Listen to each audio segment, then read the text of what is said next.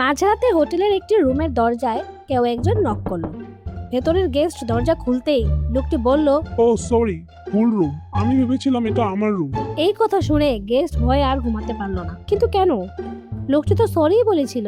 আপনি কি বলতে পারবেন আসল ঘটনাটা কি?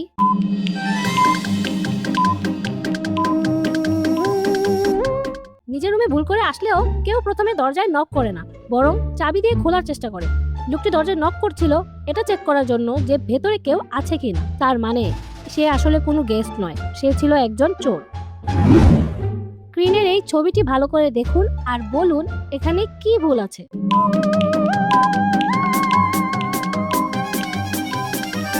খেয়াল করে দেখুন, মেয়েটি বাস্তবে একটি বার্গার খাচ্ছে, কিন্তু আয়নার ভেতরে প্রতিবিম্বে তার হাতে একটি মিল্কশেক দেখা যাচ্ছে। এটাই হলো এই ছবিটির ভুল। স্ক্রিনে একটি ইংরেজি অক্ষর আর একটি প্যান বা কড়াইয়ের ছবি দেওয়া আছে। এই দুটি মিলে কোন দেশের নাম হয়?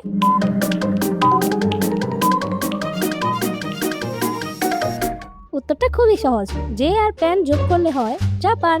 আপনাদের উত্তরও কি জাপান ছিল? কমেন্টে জানাবেন। স্ক্রিনে তিনটি দরজা আছে। 1 নম্বর দরজার পেছনে আছে রাক্ষসের মা, 2 নম্বরে আছে ভয়ঙ্কর রোবট, আর 3 নম্বরে আছে দাউ দাউ করে জ্বলতে থাকা আগুন। আপনার কাছে আছে এক বালতি পানি আর একটি কাঠের হাতুড়ি।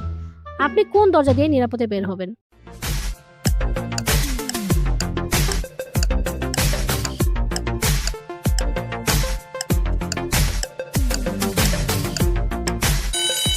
এক নম্বর দরজা দিয়ে যাওয়া অসম্ভব। 3 নম্বর দরজার বিশাল আগুন এক বালতি পানি দিয়ে নেভানো যাবে না। তাই আপনাকে 2 নম্বর দরজাটি বেছে নিতে হবে। বালতির পানিটা রোবটের গায়ে ছুঁড়ে মারলেই শর্ট সার্কিট হয়ে রোবটটি অকেজো হয়ে যাবে, আর আপনি সহজেই 2 নম্বর দরজা দিয়ে বেরিয়ে যেতে পারবেন। আজকের এই 4টি ব্রেন টেস্টের মধ্যে আপনি কয়টি সঠিক উত্তর দিতে পেরেছেন তা অবশ্যই কমেন্টে জানাবেন। ভিডিওটি ভালো লাগলে লাইক করুন এবং এমন আরো মজার মজার ধারা দেখতে কল্পনা কারিগর চ্যানেলটিকে সাবস্ক্রাইব করে পাশে থাকুন।